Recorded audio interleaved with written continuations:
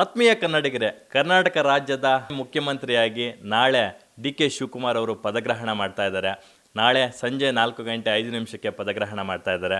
So ಬೆಂಗಳೂರಿನ ಮೂಲೆ ಮೂಲೆಯಲ್ಲೂ ಅವರ ಕಟೌಟ್ಗಳು ರಾರಾಜಿಸ್ತಿದೆ. ನಾಟ್ ಓನ್ಲಿ ಇನ್ ಬ್ಯಾಂಗ್ಳೂರು, ಕರ್ನಾಟಕದ ಮೂಲೆ ಮೂಲೆಯಲ್ಲೂ ಕೂಡ ಅವರ ಕಟೌಟ್ಗಳು ಎಲ್ಲೆಡೆ ಫ್ಲೆಕ್ಸ್ಗಳು, ಬ್ಯಾನರ್ಗಳು ರಾರಾಜಿಸ್ತಾ ಇದ್ದಾವೆ. ಸೊ ಈ ಸಂದರ್ಭದಲ್ಲಿ ಅವರಿಗೆ ತುಂಬ ಆತ್ಮೀಯರು ಯಾರೆಲ್ಲ ಇದ್ದಾರೆ ಅವ್ರನ್ನ ಮಾತನಾಡಿಸುವಂಥ ಒಂದು ಕಾರ್ಯ ನಾವು ಮಾಡ್ತಾ ಇದ್ದೀವಿ. ಸದ್ಯಕ್ಕೆ ನಮ್ಮ ಜೊತೆ ಸ್ಯಾಂಡಲ್ವುಡ್ನ ಡೈನಾಮಿಕ್ ಹೀರೋ ದೇವರಾಜ್ ಅವರು ಇದ್ದಾರೆ. ಯಾಕಂದರೆ ದೇವರಾಜ್ ಸರ್ಗೂ ಡಿ.ಕೆ. ಶಿವಕುಮಾರ್ ಅವ್ರಿಗೂ ಒಂದೊಳ್ಳೆ ಬಾಂಧವ್ಯ ಇದೆ. ಅವರು ಒಟ್ಟಿಗೆ ಓದಿದ್ರು ಅಂತ ಕೆಲವು ಕಡೆ ಹೇಳ್ತಾರೆ. ಕಾಲೇಜ್ ಡೇಸ್ ಎಲ್ಲ ಹೇಗೆ, ಜೂನಿಯರು ಸೀನಿಯರ ಹೇಗೆ, ಅವರ ಒಡನಾಟ ಎಷ್ಟು ವರ್ಷದ್ದು, ಹೇಗೆ, ಎಲ್ಲದ್ರ ಬಗ್ಗೆ ಮಾತಾಡ್ಸೋಣ. ಸರ್ ಹೇಗಿದ್ದಾರೆ ಸರ್? Fine excellent. ನಿಮಗೆ ತುಂಬ ಒಡನಾಟ ಇರ್ತಕ್ಕಂಥ ಒಬ್ಬ ವ್ಯಕ್ತಿ ಅಥವಾ ನಿಮ್ಮ ಜೊತೆ ಸುಮಾರು ವರ್ಷಗಳ ಜೊತೆ ಒಂದು ಜರ್ನಿ ಮಾಡಿದಂಥ ಒಬ್ಬ ವ್ಯಕ್ತಿ ಈ ರಾಜ್ಯದ ಮುಖ್ಯಮಂತ್ರಿಯಾಗಿ ಒಂದು ಮಹತ್ವದ ಹುದ್ದೆಯನ್ನು ಅಲಂಕರಿಸ್ತಾ ಇದ್ದಾರೆ ಅಂದಾಗ ಎಷ್ಟು ಖುಷಿಯಾಗುತ್ತೆ ಸರ್? ಭಾಳ ಖುಷಿಯಾಗುತ್ತೆ. ಯಾಕೆಂತ ಹೇಳಿದ್ರೆ ಇದು ತುಂಬ ವರ್ಷಗಳ ಕನಸು ಅವ್ರದ್ದು. ಅದಕ್ಕಾಗಿ ಅವ್ರು ಸಾಕಷ್ಟು ಕಷ್ಟ ಬಿದ್ದಿದ್ದಾರೆ, ಸಾಕಷ್ಟು ಕೆಲಸ ಮಾಡಿದ್ದಾರೆ, ಪಕ್ಷಕ್ಕೆ ತುಂಬ ಕೆಲಸ ಮಾಡಿದ್ದಾರೆ. ಅಂದರೆ ಪಕ್ಷಕ್ಕೆ ಬರೀ ರಾಜ್ಯದಲ್ಲಿ ಮಾತ್ರ ಅಲ್ಲ, ರಾಷ್ಟ್ರ ಮಟ್ಟದಲ್ಲೂ ಪಕ್ಷಕ್ಕೆ ತುಂಬಾ ಕೆಲಸ ಮಾಡಿದ್ದಾರೆ. ಸೊ ಅರ್ಹತೆ ಇರತಕ್ಕಂಥ ಒಬ್ಬ ಕ್ಯಾಂಡಿಡೇಟು. ಆ್ಯಂಡ್ ಪರ್ಟಿಕ್ಯುಲರಾಗಿ ಅವರು ಪರ್ಸನಲಾಗಿ ನಮ್ಮ ಪರಿಚಯದಿಂದ, ನಮಗೆ ಆತ್ಮೀಯರಾಗಿರೋದ್ರಿಂದ ಅವ್ರು ಆಗ್ತಿರೋದು ನಮಗೆ ಭಾಳ ಸಂತೋಷ ಆಗ್ತಿದೆ. ಅವರ ರಾಜಕೀಯ ಕನಸು ಎಷ್ಟು ಮಹತ್ವದ್ದು ಅಂತ, ಯಾಕಂತಂದರೆ ತುಂಬ ಯಂಗ್ ಏಜಲ್ಲೇ ಅವರು ಎಲೆಕ್ಷನ್ಗೆ ಕಂಟೆಸ್ಟ್ ಮಾಡ್ತಾರೆ. ದೇವೇಗೌಡರ ವಿರುದ್ಧ ಒಂದು ಸರಿ ಸೋಲ್ತಾರೆ, ಮತ್ತು ಅದೇ ಸೋಲೆ ಗೆಲುವಿನ ಸೋಪಾನ ಅಂತಾರಲ್ಲ, ಆ ಥರ ಅದೇ ಕ್ಷೇತ್ರದಲ್ಲಿ ಮತ್ತೆ ಕಂಟೆಸ್ಟ್ ಮಾಡಿ ನೆಕ್ಸ್ಟ್ ಎಲೆಕ್ಷನಲ್ಲಿ ಗೆದ್ದು ತೋರಿಸ್ತಾರೆ MLA ಆಗಿ.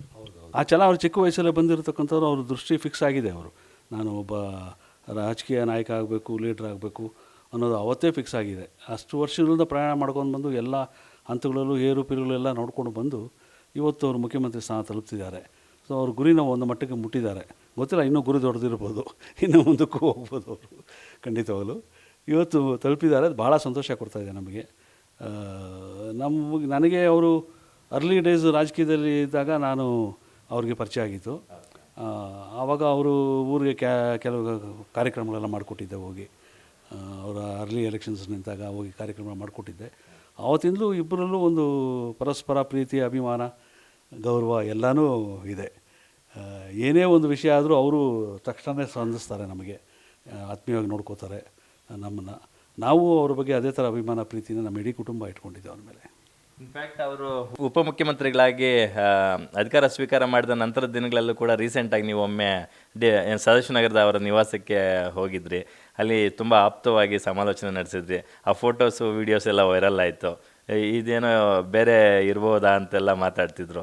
ಹಾಗೇನಿಲ್ಲ, ನಾವು ಬಹಳ ದಿನಗಳ ಸ್ನೇಹಿತರು ಅಂತ ನೀವೇ ಸ್ಪಷ್ಟನೆ ಕೂಡ ಕೊಟ್ಟರಿ ಅದಕ್ಕೆ.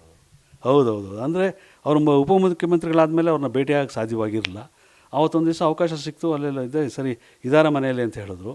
ಸೊ ಹೋಗಿ ಮಾತಾಡಿಸ್ಕೊಂಡು, ವಿಚಾರಿಸ್ಕೊಂಡು ಬಂದೆ ಅಷ್ಟೇ, ಬೇರೆ ಇನ್ನೇನು ವಿಷಯ ಇರಲಿಲ್ಲ ಅಲ್ಲಿ. ಅವತ್ತು ಇದೇ ಮಾತಾಡಿದ್ವಿ ನಾವು. ನಾನು ಹೇಳಿದೆ, ಆದಷ್ಟು ಬೇಗ ಆಗ್ತೀರಾ ಬಿಡಿ ಮುಖ್ಯಮಂತ್ರಿ ಅಂತ. ಅದಕ್ಕೆ ಅವರು ಎಲ್ಲಿ ದೇವಣ್ಣ 6 ಕೇಳ್ತಾ ಇಲ್ಲ, 3 ಇಳಿತಾ ಇಲ್ಲ ಅಂದರು. ಇವತ್ತು 6 ದಾಟಿ ಮುಂದಕ್ಕೆ ಹೋಗಿದ್ದಾರೆ ಅವರು. ಇನ್ನೂ ಮುಂದಕ್ಕೆ ಹೋಗ್ತಾರೆ ಖಂಡಿತವಾಗ್ಲೂ. ನಂಬಿಕೆ ನಮಗಿದೆ. ಯಾಕಂದರೆ ಅವ್ರಿಗಿರ್ತಕ್ಕಂಥ ಒಂದು ನಿಟ್ಟವಾದ ಒಂದು ವಿಷನ್, ನಾನು ಒಬ್ಬ ನಾಯಕ ಆಗಬೇಕು, ಸೇವೆ ಮಾಡಬೇಕು, ರಾಜಕೀಯದಲ್ಲಿ ಇರಬೇಕು ಅಂತಕ್ಕಂಥ ಒಂದು ಗಟ್ಟಿ ವಿಷನ್ ಇದೆಯಲ್ಲ, ಅದು ಅವ್ರನ್ನ ಕರ್ಕೊಂಡು ಹೋಗುತ್ತೆ. ಇನ್ನೂ ಸಾಕಷ್ಟು ಕೆಲಸಗಳು ಅವರಿಂದ ಎಕ್ಸ್ಪೆಕ್ಟ್ ಮಾಡ್ಬೋದು ನಾವು. ಮಾಡ್ತಾರೆ. ರಾಜಕೀಯದಲ್ಲಿ ಅದು ಇದು ವ್ಯತ್ಯಾಸಗಳಿದ್ದೇ ಇರ್ತದೆ. ಒಂದು ಸರಿ, ಒಂದು ತಪ್ಪು, ಅದು ಇದು ಅಂತ ಎಲ್ಲ ದಾಟ್ಕೊಂಡು ಈ ಮಟ್ಟಿಗೆ ಬಂದಿದ್ದಾರೆ. ಇನ್ನೂ ಮುಂದಕ್ಕೂ ಹಾಗೆ ಸಾಕ್ತಾರೆ. ಅವ್ರು ಸಾಗಬೇಕು ಅಂತ ನಮ್ಮ ಬಯಕೆ, ಆರೈಕೆ, ಪ್ರಾರ್ಥನೆ ಎಲ್ಲ ಇದೆ.